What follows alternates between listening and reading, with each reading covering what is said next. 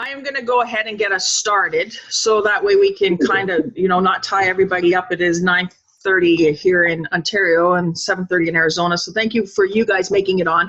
There's a couple people that said that they couldn't make it on and that they'd want to catch the replay. We will eventually make them available and get them out there. For those that are in the local area, these are replacing what we used to do at the Ideal Lab on Innisfil Beach Road. When it comes to, we used to meet there every second Sunday and do a hands-on kind of thing. And they had alluded to the fact that in the new year, we'd be charged for that space. And as you know, Embracing Become is providing these at absolutely no cost to any participants.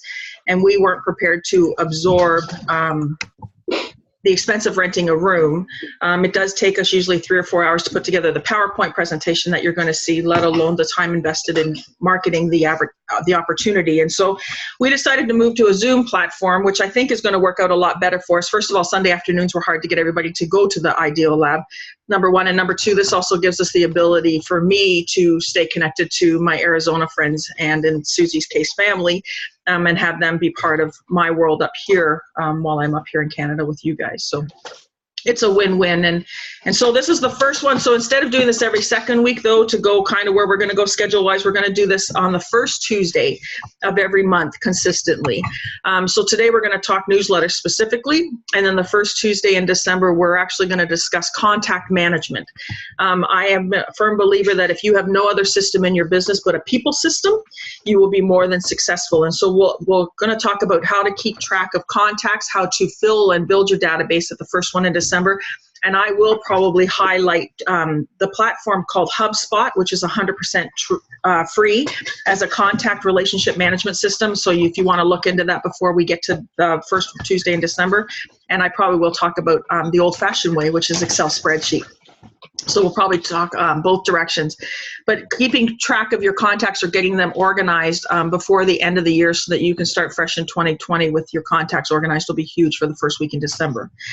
That being said, today is all about newsletters, and oftentimes I find that we all, as business owners, see the need or the benefits of having a newsletter, but we don't.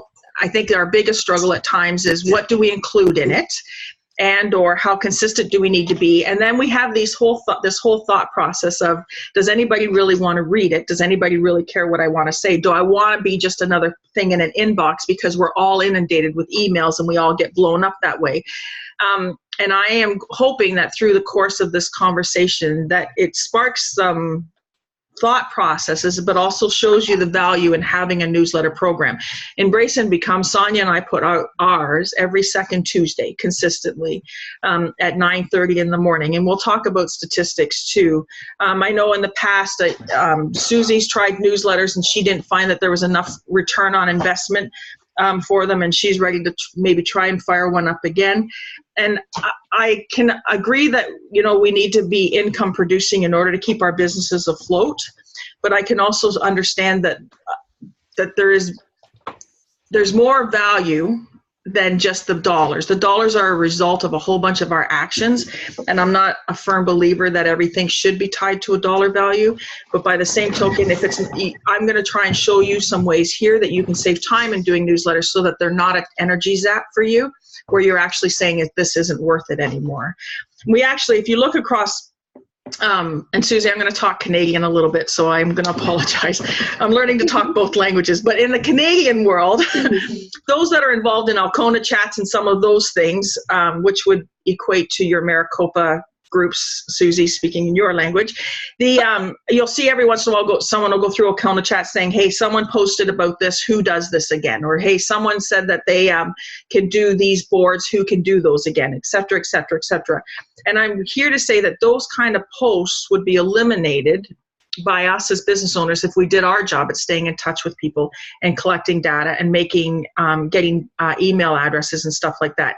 And I know we see it all the time, right? We see all the time. Good morning, Catherine. We've already started, but we're just going to keep rolling. But thank you for joining us. We're going to totally if we stay in touch with people, then we won't be one of those that when someone says, hey, who does this? And someone can list a whole bunch of other people. If we're the one that's staying in touch and staying communicative, hopefully that eliminates that, right? So I'm going to share my computer screen with you. I have a PowerPoint presentation for this that is specifically in regards to the newsletter platform and newsletters. Hopefully you can all see my screen now and it's shining across, but we're going to talk about newsletters, what is a newsletter and what is email marketing. And I'm going to suggest that they're two different things. And please know that I'm sharing my opinion of this whole aspect, and I am one opinion of many. Everybody's going to have their own opinion when it comes to this kind of stuff. But my opinion, email marketing is a little bit more income related and sales related, where a newsletter can be more value packed, more collaborative, and more just the warm fuzzy of staying in touch with people. And so you may want to start thinking down that line, where some of us are hesitant to do newsletters because we think that they're slimy, that they're, we're trying to constantly push sales, we're being somewhat, aggressive in our marketing and stuff. Where if that is your struggle in not knowing how to, feeling like you're constantly asking for someone to do something for you, get out of the email marketing mindset and get into the newsletter mindset. And the newsletter mindset is, I'm here to provide value. I'm here to share with you what you can do to, as an industry professional, et cetera, et cetera, et cetera. Second slide is literally, you have to drive it or hire a driver, right? All of these cars drive exactly the same. Gas, brake pedal. Old days, it was a clutch. You actually have the ability to steer it, put on your blinkers and stuff. Same principle. When you look at the other side of the screen, MailChimp, Constant Contact, Infusionsoft are all programs that can send out newsletters. Susie and I'm familiar with all three of them. Susie used to use Constant Contact. I'm suggesting that all of us at some point, we're using MailChimp currently in Embrace and Become. They all drive exactly the same. So if you're using another program, Carta's another one. There's just so many. iWeber. There's so many that do exactly what we're going to talk about here. So please don't be confused if you're looking at one of these other ones. MailChimp is a free service, and that's why I tend to lean us towards that one. But MailChimp as well has its limitations when it comes to bringing a free service. Whose cat's meowing? That's crazy. That's mine. I'm sorry. No, you're all good.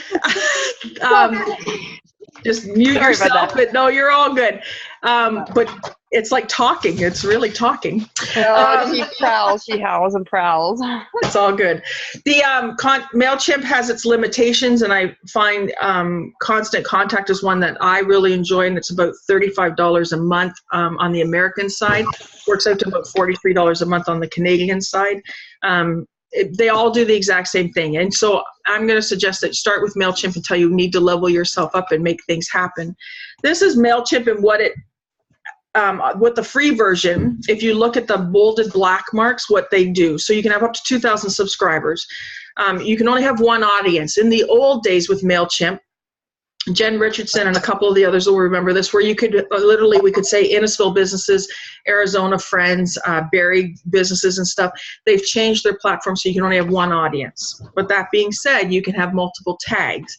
And so literally when it comes to the tag system, you want to think of that as almost like a hashtag. So I can tag Susie as being in Arizona. I can tag Jen as being in Innisfil. I can tag, Darlene as being in Barrie. I can tag people to be using the tags to separate if that's the part that you want to get into. Emails per month, God love you if you're sending more than 10,000. I don't know who is. We're not. The only thing in red is what the paid version with MailChimp does. And honestly, the ones that are bolded here are the only ones that I focus on. I've never used the email and chat support for MailChimp in all my years. I've never sent a postcard for them. I've never used them to populate my ads. I've never, marketing automation, welcome emails, the basic reports. I literally use MailChimp to store my email addresses, send out a newsletter twice a month, and I use them for the reports. That's it.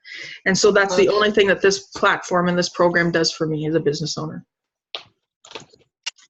when you go to start with your account, and so I don't know how many of us are familiar with it, so I'm going to kind of walk you through the starting aspects of how to fire up an account with MailChimp. Most of you know up here that Sonia and I own connectinginnisfil.ca, and we also own connectingbarrie.ca. And so I hadn't had an account started for Connecting Innisfil, and so I decided to go ahead and use that when I did this PowerPoint up. Same principle. All sign-ins are exactly the same as you log in and start doing accounts. I'm suggesting that you click the free account and get the current plan, and it'll actually let you know how much of the current plan you've used as you start utilizing it. And I'll show you how to see that. Fill in all your stuff. And a lot of people with MailChimp and Constant Contact's the same. It asks you for an address. And a lot of us don't want to put our addresses on there. This is, you have to. It's that simple. We have found ways. They want to know that it's a physical address. They want to know that it's where your business lies. They want to be able to guarantee that you really are a business and not logging into their platform to start spamming people and sending inappropriate things. Once you fill this in its true form, and then when it comes to populating your first newsletter, I'll show you how to make sure that your address is popped out of there. Because I get why you don't want your main physical address to be out there. As business owners, though, I'm going to tell you for the $16 a month, it is almost advantageous and worth it to have a P.O. box to be able to send stuff to. Because if you register a domain, as in a website domain, MailChimp, there's so many places that need an address and want an address to validate your business exists. And a P.O. box is definitely the way to go. I can't tell you how many times we're looking for a physical address for somebody in order to be able to send a thank you card or a card of encouragement, and we can literally find their physical address almost every time based on GoDaddy and finding their domain name. So know that it's out there, and so protecting yourself becomes huge, and finding a P.O. box for the $16 a month is one way to do that.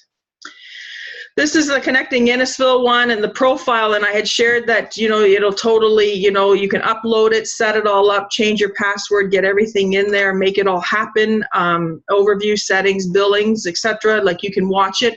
And when you go to the overview, it'll tell you how close you're getting to tapping out of the free version.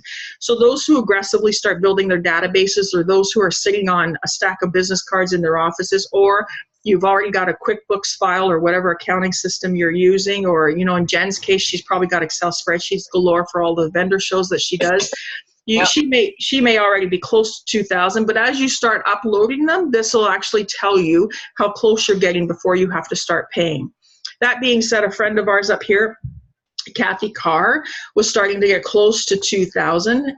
There are the bounces, which means the invalid email addresses that are not going through, number one, and those that unsubscribe from your newsletter over time, they still count as a numeric in this. And so my suggestion is at some point to go through and delete those who have unsubscribed, and go through and delete the invalid email addresses.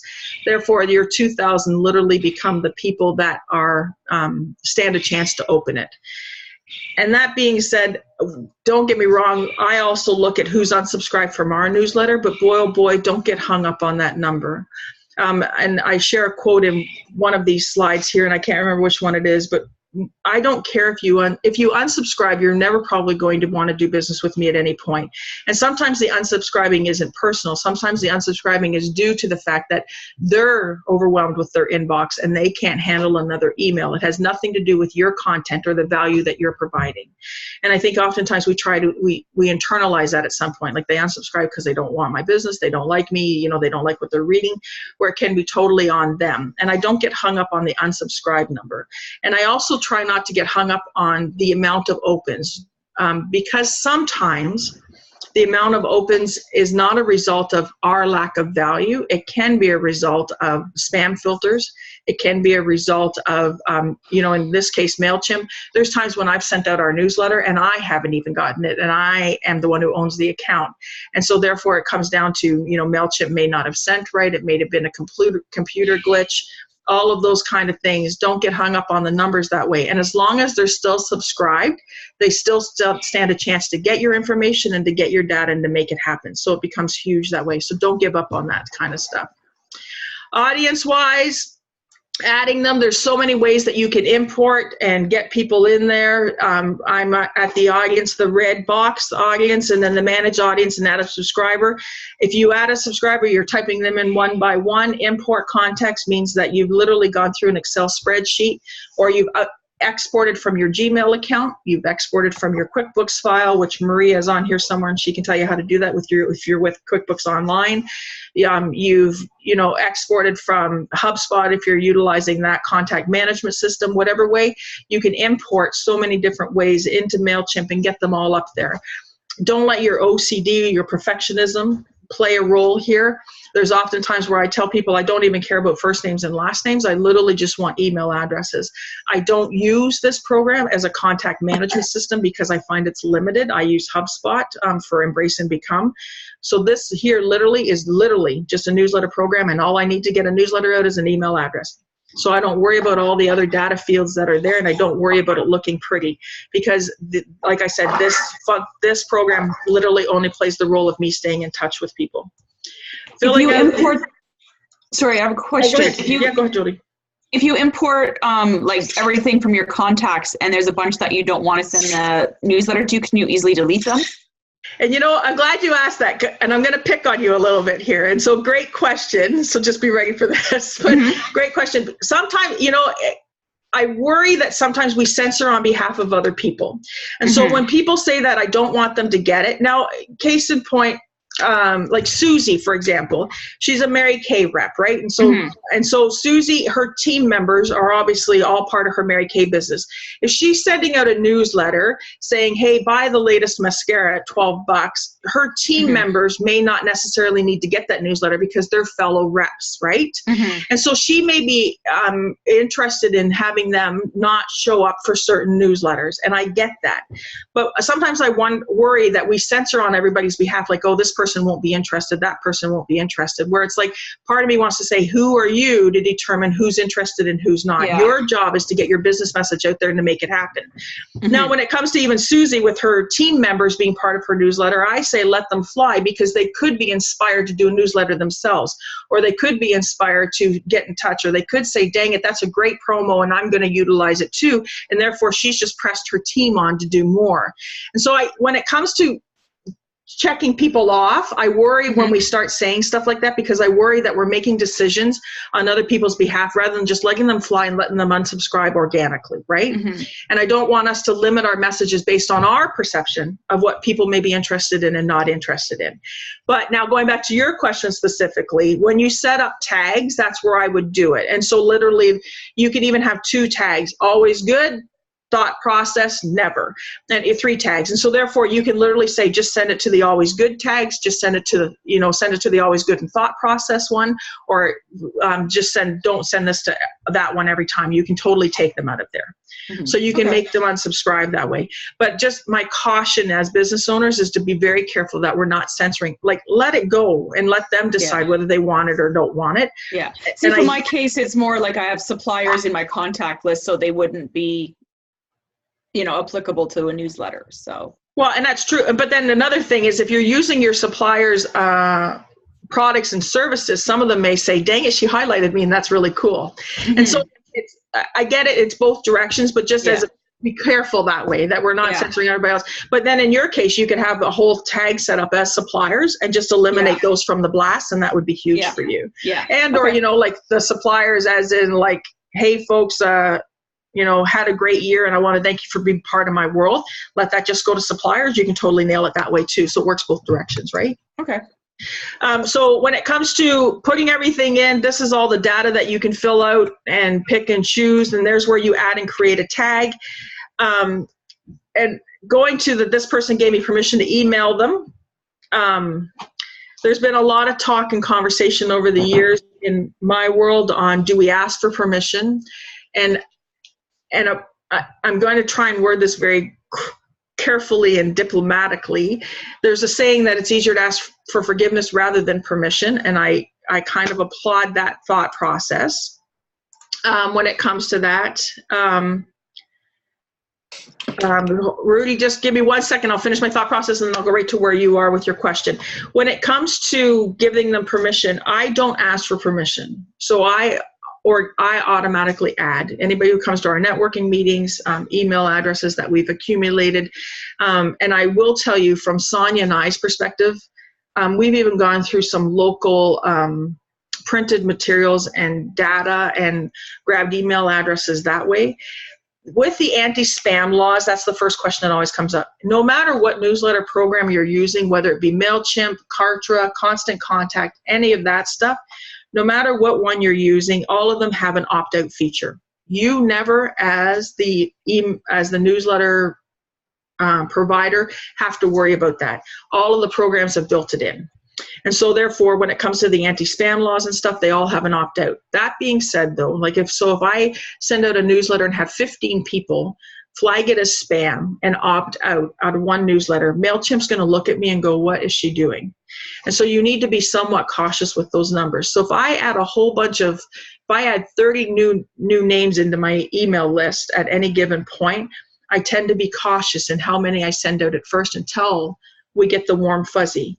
But I also will say that if we get a whole bunch of new email addresses, I will send them a note and say, hey, found your email address in this magazine, so I want you to know that advertising worked for you, number one. And number two, we're also a local business, or we're also a business that brings in value to people, and I'm going to add you to our newsletter list, and please know you can always opt out.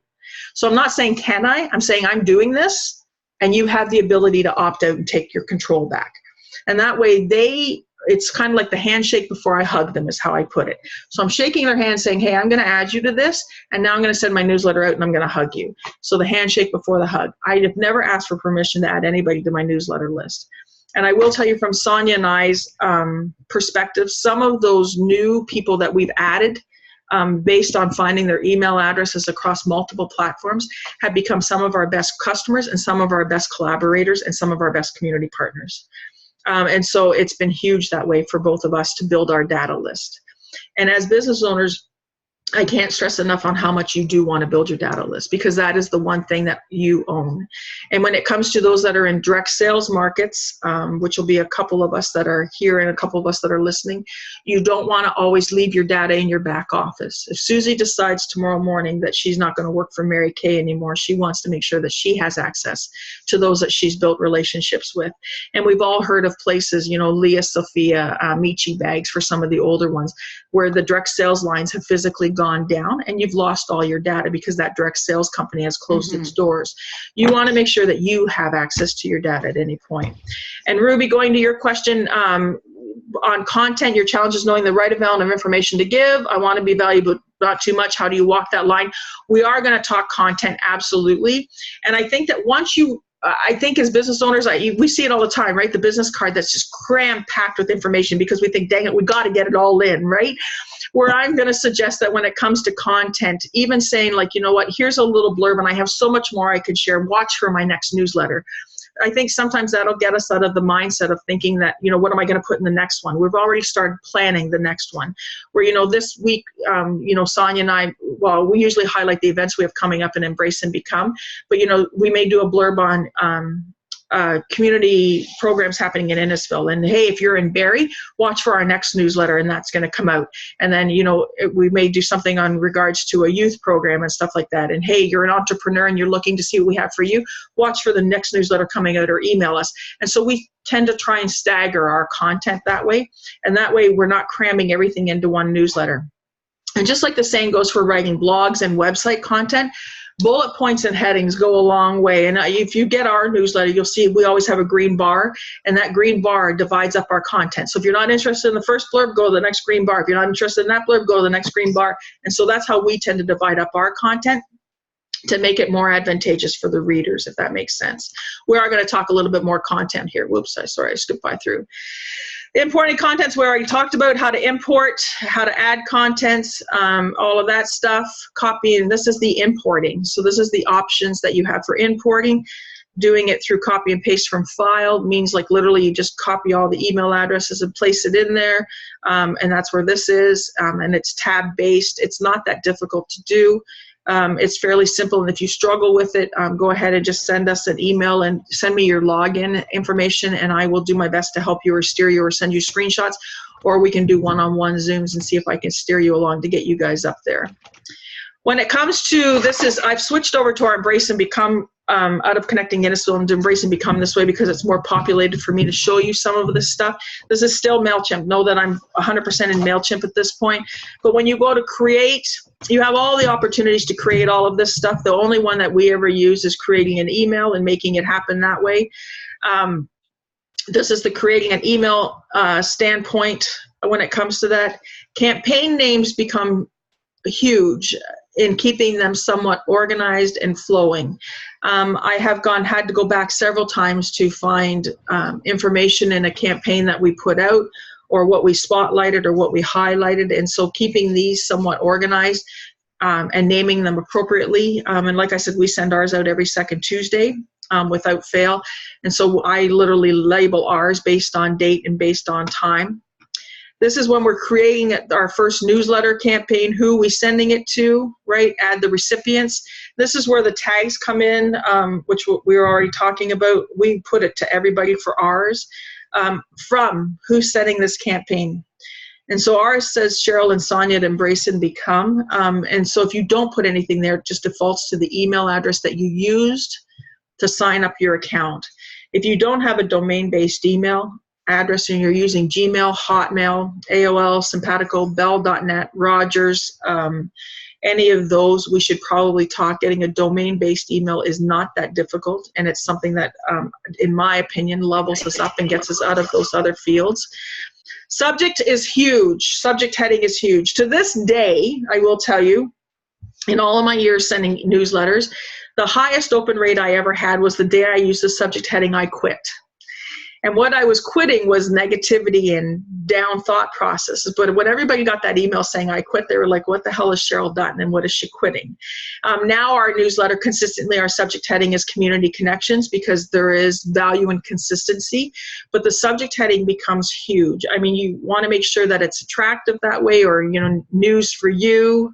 Don't overthink it. If you're going to start doing newsletters on a consistent basis, whether it be once a month, whether it be quarterly, whether it be once a week, whatever it happens to be, consistency becomes huge. So those that are valuing what you're sending them know what to look for, and it's not a confusing thing for them on what's coming across their thing. That being said, don't be intimidated by frequency. So going back to what you said, Ruby, if you have enough content and you want to send out something weekly, send it out weekly. And now some of you are going to say, well, you know, say they start opting out, say it's too many emails. Let them go, my friends. Bless and release. Know that you have value, and know that those that are supposed to be there reading will be there reading. But that is also the key focus. Darren Hardy, John C. Maxwell, you know, Rachel Hollis, some of those are the big shots, Mel Robbins. I mean, they send out emails every week. They don't worry about the 1 or 200 that are opting out, because they're constantly also building their database, just as we need to constantly be building our database. It needs to be a goal on our goal boards every month, knowing that you started at 800 folks on your newsletter list, and even if you want to add one a day, by the end of November, you want 830. And so make it a goal of your business to constantly be adding to your email database list. It's huge for us. And even one a day, right? If you keep doing the math, that's an extra 350 people or 365 people by the end of the year. And even if you send out a newsletter once a month and lose 10 people a month, you're only losing 120, you're still ahead. I just did the math for you, still ahead by 245, right? So just know that you want to keep adding and don't worry about it, but subject heading becomes huge. Designing the email, we're there. Designing the email. This part here, do not get hung up in picking a template, because I'm going to show you how no matter what template you pick, you totally will still have full control over making it look the way you want it to look. But also know, going back to what Ruby said, you don't have to cram everything into one newsletter. Start stretching it out. If you have a website platform, you may want to put a little blurb in there, as in, like, you know, hey, I got this new product line. I'm really excited about it. Here's the picture. You want to see more? And let them click and go and drive them to your website. Or, you know, hey, in Jen Richardson's case, hey, my boys are starting to do some videos of my shows. You want to see them, click and go. And instead of putting the videos in the newsletter platform, drive them over to Jen's Facebook page, right? And so you want to start, you know, Susie's like, hey, I got an amazing sale coming up. You want to be part of my VIP group. She clicks and goes and drives them to her Facebook VIP group. That's a closed group. So you don't have to pile everything into your newsletter list. You just need to, or into your newsletter, you just need to put enough there to be able to drive them wherever you want them to go. I've always said when it comes to our business growth and stuff, you got to almost picture that you're sitting on a stool. And if you're sitting on a three-legged stool and the legs aren't tied together, right, as soon as you sit your weight on it, it's going to give. You need to tie all your legs together. And so that being said, it's the same thing. Your website needs to go to your newsletter. Your newsletter needs to go to your social media. Your social media needs to say, hey, folks, I'm sending out a newsletter today. And the more you web and weave that, the stronger your foundation is in order to be able to sit your business platform on top of it. And it becomes a huge opportunity for all of us to move it forward. So in this case, where we're on the template, select a template, it does not absolutely matter which one you pick, because I'm going to show you how you can add and pick stuff. I picked just a general template to get us into this box here. And if you look on the left-hand side of your screen, you have the ability to edit it. To the little box with the plus sign in it means duplicate exactly that same box. Trash can is trash can. You can drag and drop this one and shift it around. And then if you look on the right hand of your screen, this is all of the things that we have the ability content-wise to add. So with MailChimp, and it's a little bit confusing this way, and it's a lot different than Constant Contact for those who use that platform. Your left-hand screen is your view platform. Your right-hand screen becomes your, this is your working platform. And so right now, if I take the text box or the divider or the image group or the image card, I would have to click on that one on the right-hand side and drag it over and drop it on the left-hand side where I want that to appear in the newsletter. The left-hand side is how the newsletter looks. The right-hand side is me physically working the newsletter. I hope that makes sense. And when you get in there and start playing, it'll make much more sense to you.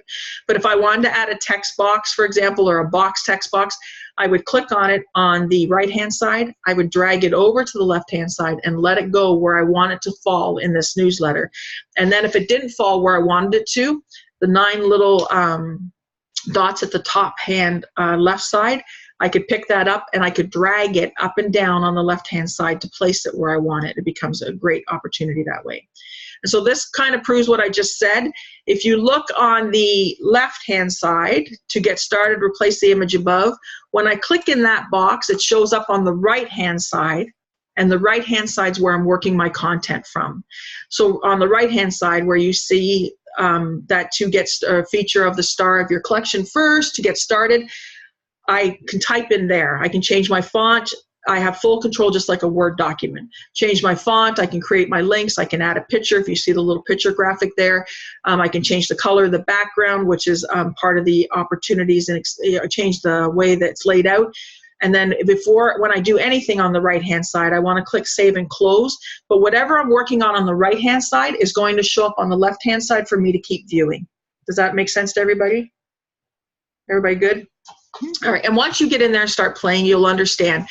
And once you get one template set up the way you want it to be set up, we don't go back and change any of ours. And so ours, every 2 weeks when we go into our newsletter content, we literally pull up last week's, and I just edit it, change the date on it, and the flow stays exactly the same going down my left side. I click in the boxes and change my content, and that's it. And so our newsletters always look pretty much exactly the same as they're going out to the masses. You have a lot of control over what you can do, and I don't want to spend too much time in this area because it can be very confusing and very geeky, for lack of better words. But you can change your image. So these are 2 separate screenshots. So the image, you can add a border around it, around the corners. When it comes to the image style, under that first box on the left-hand side. And when you go over to the right-hand side, same thing. You can change the style of your text, the color, the boxes, the line height. You have a lot of play there. For those who aren't putting out newsletters at all, don't get hung up on this. Just get your newsletter flowing content-wise. And then if you want someone to go in and clean it up and, you know, add the fancy frills and stuff like that, reach out and we'll see if we can work with you and make something happen that way. Once you get your newsletter up and content-wise flowing and stuff, don't send it live. You have the ability to enter a preview mode, push it to mobile. You can totally check your links and make sure they're working. You can send a test email. We send a test email every time to both of our email addresses. That way we can take a look at them and make them happen and see what's there. And then I suggest always checking your links. At the very bottom of our newsletter, we have our Facebook link, our Twitter, and our Instagram, and sometimes you want to make sure that those are all functioning and flowing. And if you're utilizing your newsletter to drive traffic, make sure you're driving them where you really want them to go. We've received some newsletters over the course of the years that literally, you know, says, hey, find me on Facebook. And instead of driving them to facebook.com/embraceandbecome, they're literally just driving to facebook.com. And then we're making them look for Embrace and Become. So be very specific on where you're driving people, and that capability is there. It makes a big difference that way in getting it across. And then schedule-wise, you can send it out. So there's times when it's a Saturday or Sunday, and we're working on our newsletter here in the office, but our newsletter doesn't go out till Tuesday. And so I literally can set up a schedule so that it goes Tuesday. We could be in Mississauga. We could be driving around town. We could be doing other things. Our newsletter is going to go on that morning at 9:30, regardless of where we are, because we've already set it to go. Open rate wise, which is normally another question that tends to pop up in these conversations. Tuesdays are your highest open rate across the board, no matter what industry you're in. Wednesday is your second highest. Mondays, it says, you know, in the marketing world that everybody's just anxious to get back after the weekend and they just want to delete the crap out of everything because they don't want to be overwhelmed by their inbox on a Monday morning. Thursdays aren't bad.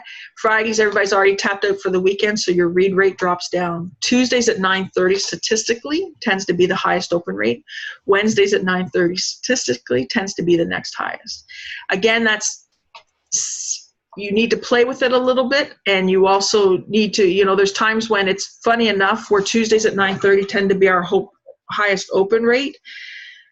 When it comes to Facebook messages and us connecting with people and using that platform to build whatever Sonia and I are working on, I find the hours from 7 till 8:30, you're all sitting on Facebook Messenger, and I can totally find you and connect then. And so it depends on, yeah, Deb's laughing, but yes, you all were there then.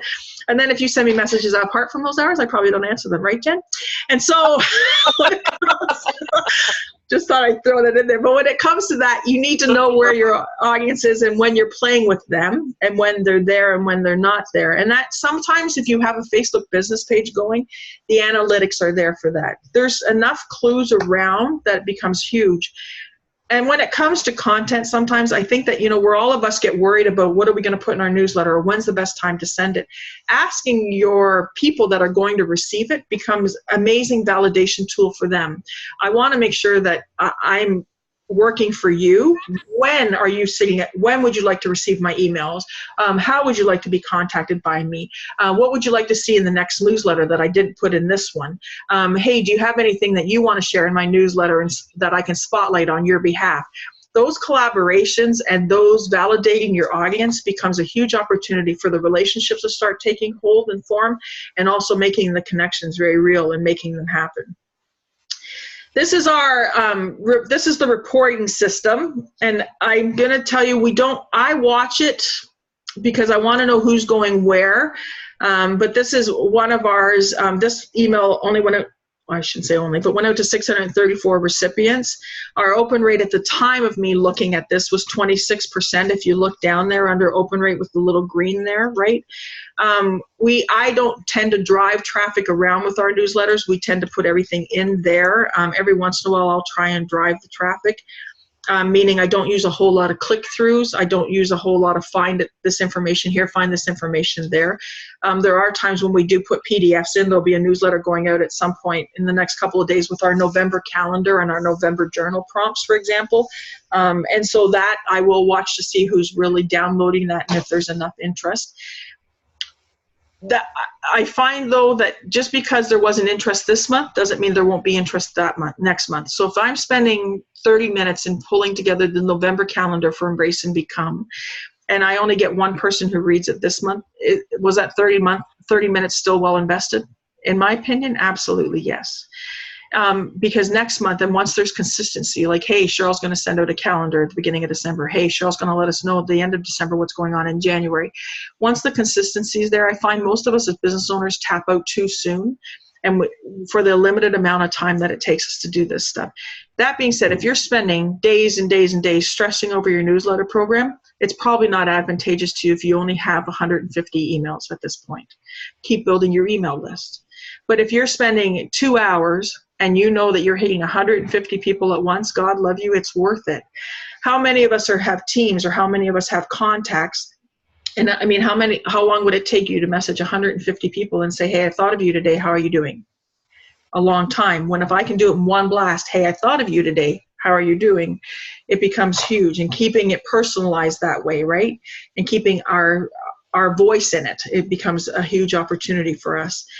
Oftentimes I find as business owners, we're always looking for the next big thing, or I need to do I need to find a new networking group, or I need to do this differently, or I need to go and do that. I need to go and do this. We're always looking for the next big thing rather than working on who we already have. You already have an email list, or else you wouldn't be sitting here. Whether it's 10 people, or whether it's 150 people, or whether it's 300 people. You already have Facebook friends. And so everybody's like, oh, I got to go and join all these groups. What are you doing in the groups that you're already part of? I got to go find new networking meetings. Okay, what are you doing with the networking meetings that you've already attended?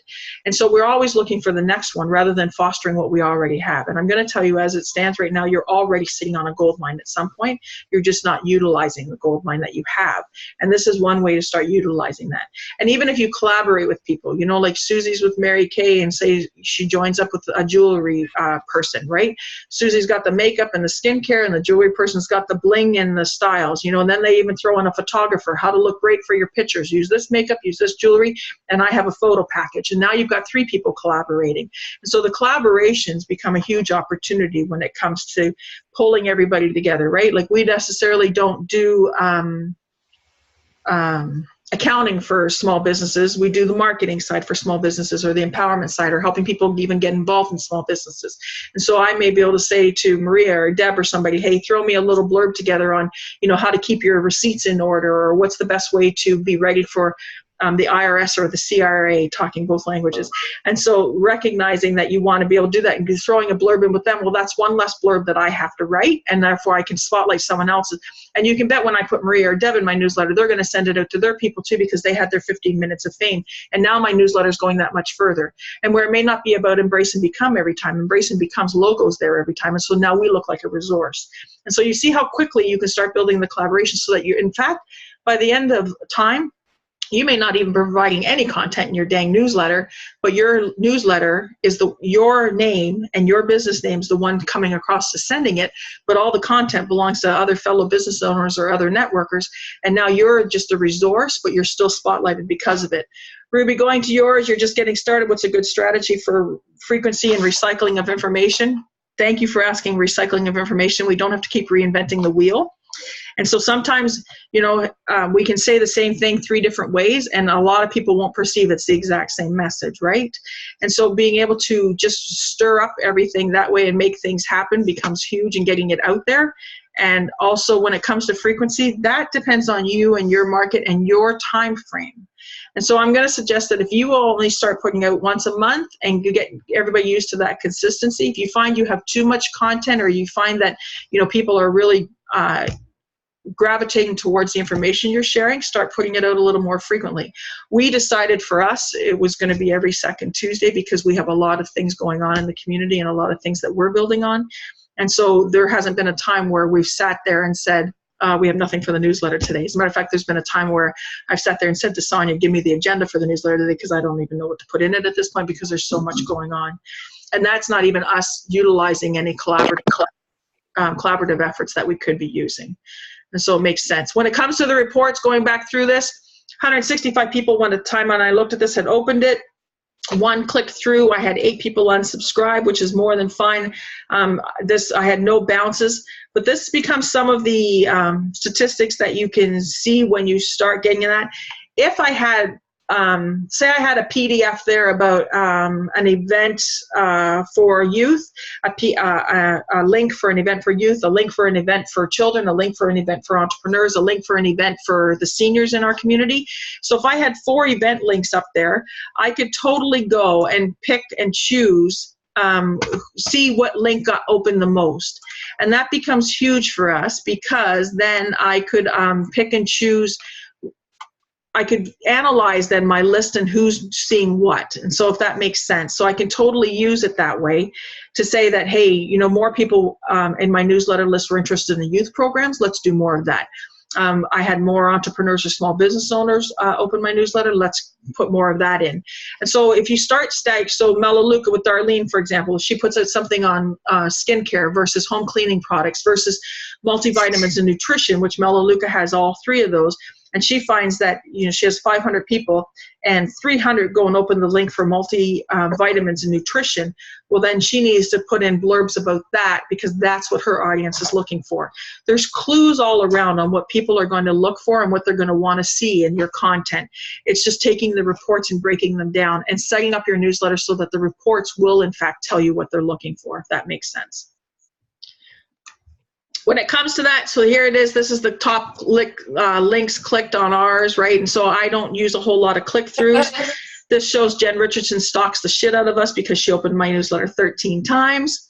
And so but this totally will tell you who's opened your newsletter that many times. And if you have the bandwidth, for example, you know, like Lisa Bartholomew's down there in Arizona and stuff, but Lisa opened it 4 times. It's like, hey, Lisa, like I could send her a private message or a private email. Like, you opened our email 4 times, and like, wow, what kept you going back interested? Or, you know, were you interested, you know, if I put up 3 or 4 different links to products or whatever, Lisa, which one are you interested in? What one can I provide more information on?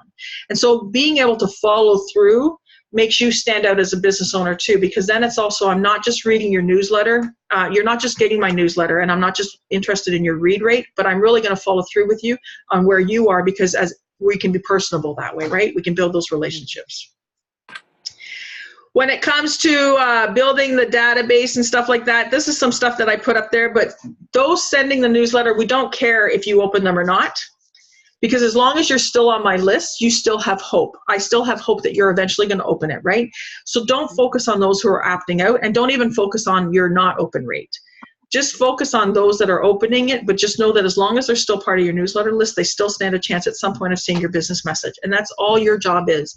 Your job is to just get your business message out there to do your job, right? And so then also have a list, because you want your own data no matter what happens, right? Your affiliate closes the doors. And then ways to get the list, ways to build on your list. Sign-up sheets are huge if any of us are doing events, business cards that are sitting around your offices. Even when you go into, down in the States, Fry's up here in Canada, I almost said up here in Arizona, up here in Canada, when you go into Sobeys or No Frills, or there's some community message boards and stuff, there's business cards on them.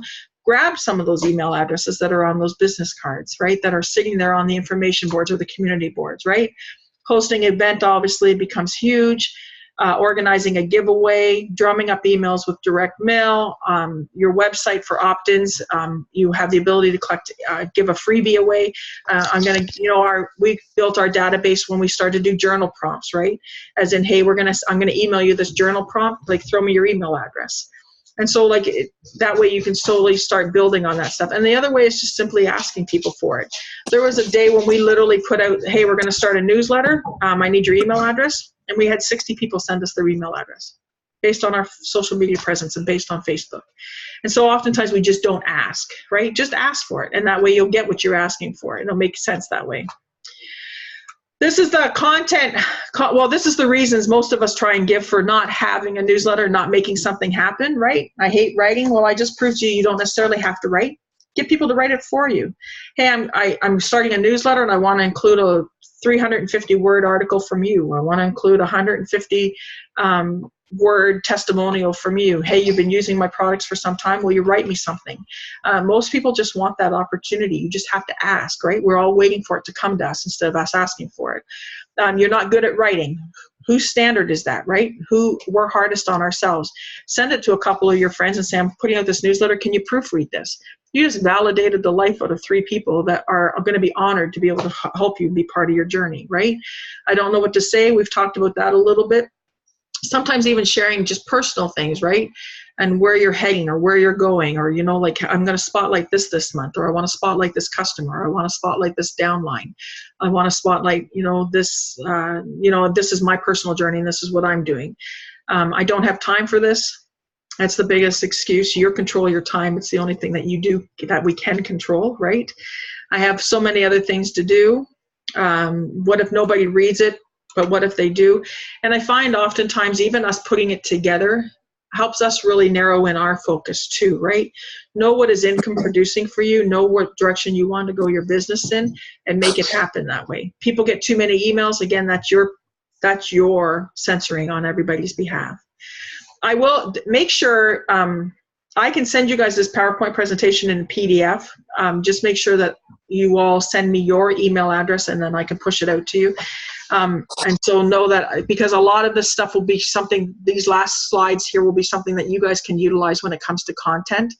And so make sure, even if you think I know your email address, send it to me, because it'll prompt me to send this to you. And so email us at info@embraceandbecome.com and just tell me that you want the PDF and I'll send it out to you.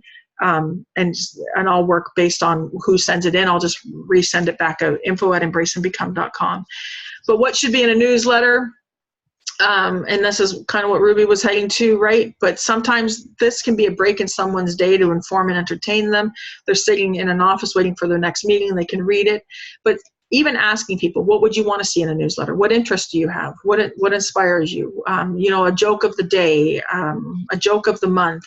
You know, sales pitches, everybody wants to shy away from those, but Groupon built a huge business platform based on sales pitches. Testimonials, third-party validation becomes huge, right? You can tell me all day long how good you are, but when I hear it from a third party, it becomes has a different feeling and a different emotion behind it, right? Highlighting others, stories, realism, calls to action. You want to make sure that you always have a call to action at some point, because that's where we always want them to come back to us instead of saying, hey, come to me. And there's the difference, right? We're waiting for them to come to us instead of saying, hey, come over here. And so you want to have a call to action, like message me. You know, there's times when we've talked in the networking group about defining success, and we've put in our newsletter list, you know, shoot us back a message and let us know how you define success. And then we get, you know, 20, 30, 40 emails back, but then they're all defining success. But it gives Sonia and I the opportunity to say, thanks so much for chiming in. And boy, we love that definition. Because then it's the warm fuzzy. It starts the relationship. It starts the dialogue that we all want, right, to make it happen. Pictures that are huge. It's a graphic world no matter what. Reason to engage, right? Don't make it a one-way street. And I think that that's where some of the newsletters become not as interactive. You want the interaction. That's what we want as business owners, and that's where we can stand out from most businesses that are out there, because we're still small enough to be able to make those impacts and make those interactions, right? And validation, right? Newsletter promos are huge. Because you open my newsletter, I want you to know that you're the first to know about this. Because you open my newsletter, I want you to know that you can have this. Because you open my newsletter, don't tell anybody else but you, this is what's coming up. And so validating them because they're actually opening your newsletter, right, becomes a great opportunity to build it. Reasons why to have a newsletter. We've talked about some of them, but keeping in front of people, being a resource, partnering with people, building the alliances, being a leader, a model, finding your voice. There's times when, you know, it's funny, Sonia is big into the mindset aspect of our business, where I'm more the action side of it, and Sonia will actually say to people, why do you want to be in business? Or Sonia will ask them, you know, what their why is, why they're doing what they're doing, why they picked what they're doing. And even watching them try and articulate that brings them to a place of learning within themselves in order to push it out there. And so even you doing a newsletter, if no one reads it, the exercise alone for you in populating one and being able to do that for yourself becomes huge, even if no one else reads it. To be able to start articulating messages based on your business model out there, whether anybody reads them or not, becomes a great exercise for us as business owners. And then same thing, you want to data entry your database. Your MailChimp is your newsletter and creation program, right? And then article writing becomes a huge opportunity for all of us. And if you don't have a website platform driving, there's enough.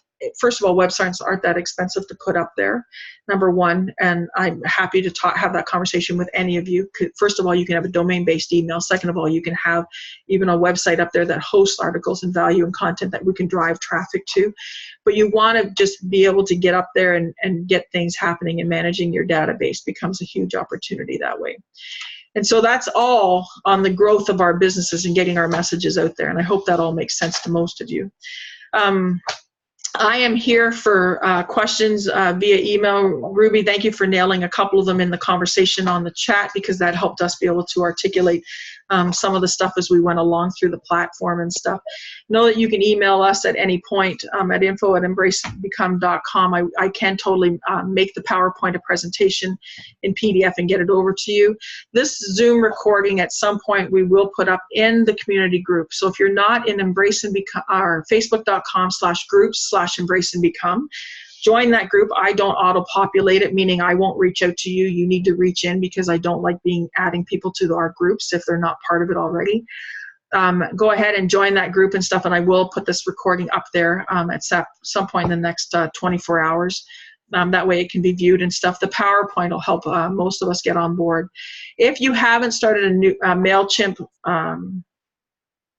account, it's not that difficult to do, but if you want help getting your branding, if you already have a business card with a color scheme and pictures and graphics and stuff, reach out and let us work with you, and we'll see if we can get at least one template up there for you, and then you can just worry about populating the content.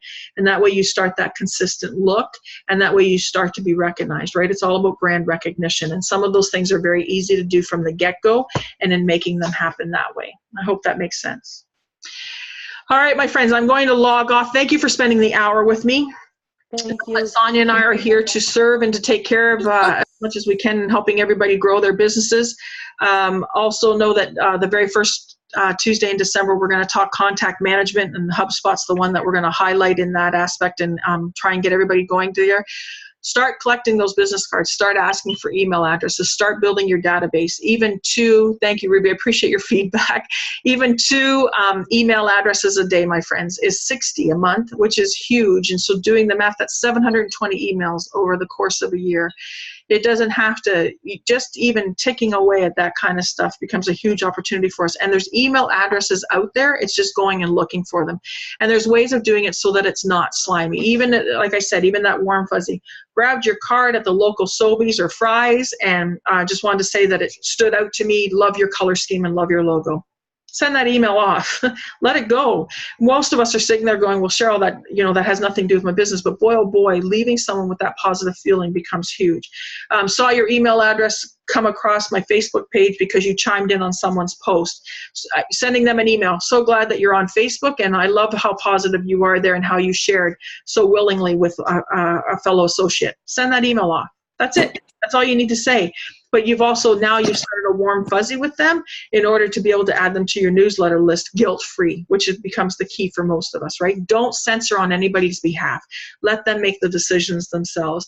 And sometimes those little emails, right? Saw your email address in a local magazine and wanted to say that, it's so cool to see that you're using this venue of advertising. How's it working for you? Simple question. Now they're going to respond back, wow, you saw my ad, that's so cool, what did you think of it? Or, hey, that ad didn't work out very good for me, and I may be looking at different advertising models. Or, hey, let's get together, let's talk. It starts the warm fuzzy in the relationships, and that's what we all want, is relationships with our people, right? I get it can get time consuming, but by the same token, running a business can be time consuming. So either we're running it or we're managing it, but either way we need to put in the time to make things happen, right? All right, enjoy your day. You know where to find us. Send us an email. I'll get the PDF to you, and I look forward to being with you guys next month. I'll talk soon. Thank you. See you. Thank you. To you, Susie.